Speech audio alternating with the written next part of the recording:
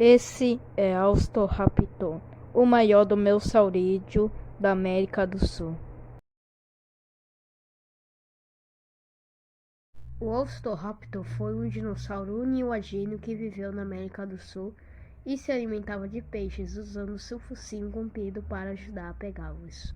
Diferente de outros dinossauros, o Austoraptor não tinha serras nos dentes. Na verdade, seus dentes não tinham serras por causa dele se alimentar de peixes. E outra curiosidade é que o Austoraptor tinha músculos super desenvolvidos nas suas pernas, que poderiam ajudar ele a correr bastante rápido, voar alto e também até mesmo nadar.